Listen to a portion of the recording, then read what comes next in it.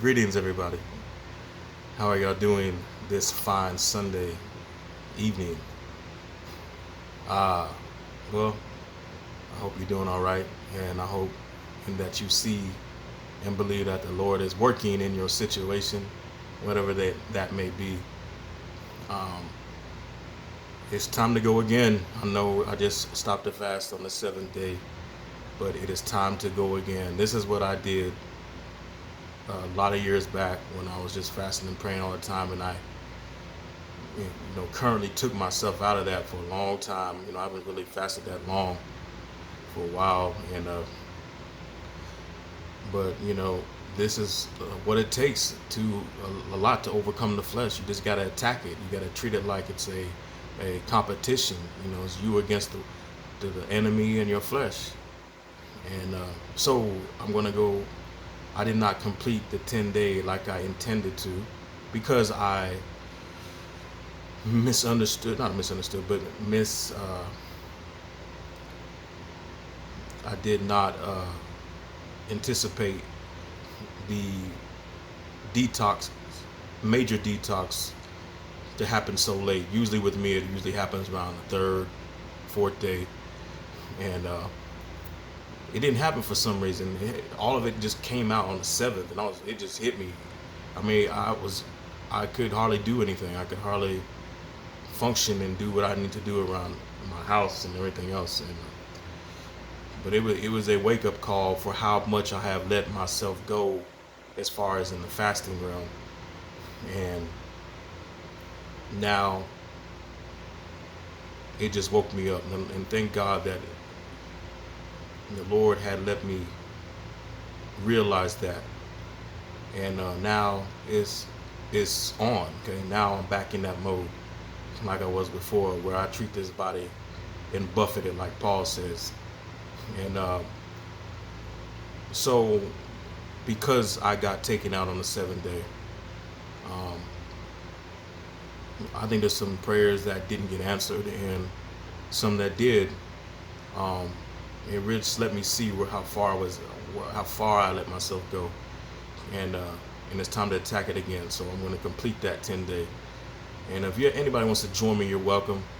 Uh, the more the merrier. I think it's time that we learn to discipline this flesh and to understand that if we were to ever face persecution, if you can't resist the flesh for a cheeseburger, and somebody puts a guillotine to your neck, uh, it's going to be hard to resist turning your back on Christ.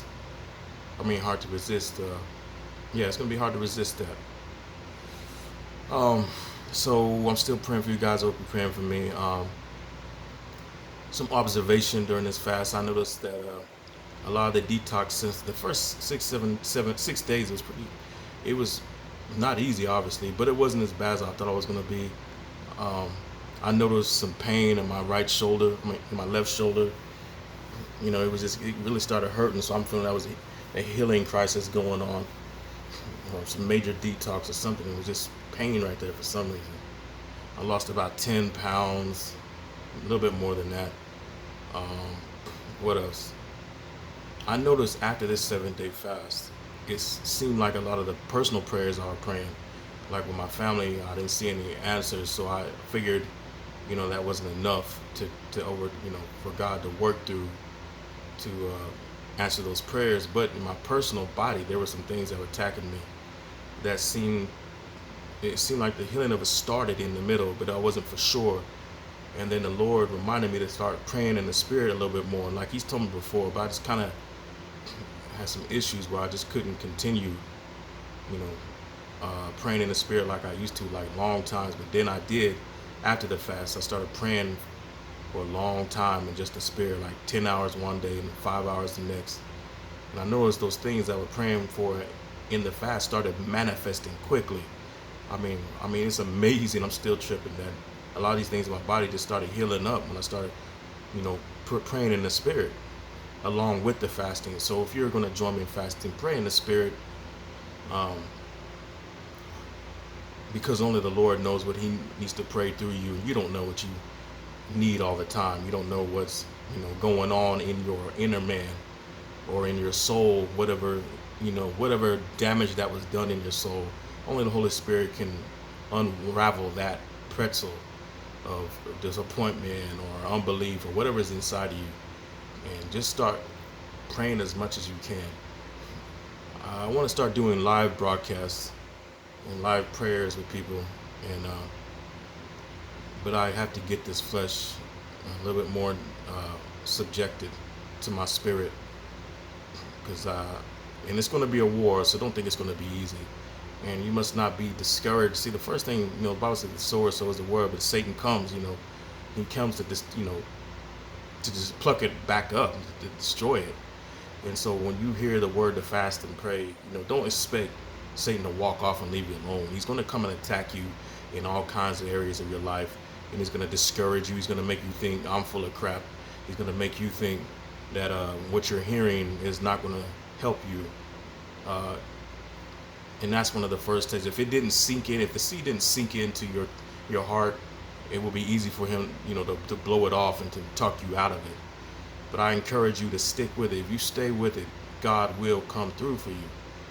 Sometimes it ain't always instant. You gotta, like for instance, this 7-day fast. I didn't see all my prayers answered, but if you continue to press in and then break past that barrier, that secret ceiling of flesh that's over your life, you will eventually receive what God has for you.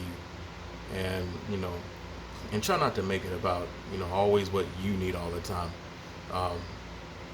The Lord requires things that we need to do also, some things that we have to do. Maybe like some answers you need. Maybe you might need to find a job. Maybe you need God to open up that door for you. Or maybe you need to humble yourself and take a job that you didn't think it was beneath you or something. But and it's just not jealous. Maybe he wants you to go pray for somebody who broke down on the side of the road, or help change a tire somewhere that could lead to something else. But a lot of times, we can't sit here and feel sorry for ourselves. There's always somebody else who's worse off than we are. So always be listening for his instruction and listen for his voice, because a lot of times we miss it because we just think an angel is going to fly by and drop our answer. But a lot of times his answer comes by instruction. All right. So I encourage you, if you want to join me on another 10-day fast, let me know. And if there's any testimonies, if God's moved in anybody's life in any kind of way, I'd love to hear it. If you would like to drop that in the comment section or whatever. Anyways, let's see what else. Let's see. That's all I got for now. I think I have plenty more, but I don't like to drop everything at once. But anyways, God bless you all. Keeping it short. Remember, I want to start doing some live sessions during this fasting and do some live prayer together and see what the Lord does. Anyways, I got another miracle. I wanted to say something that happened during the fast. My car, it got paid off, first of all. Okay, it wasn't mine at first, but I asked the Lord about it, and it got paid. So, paid off, thank God.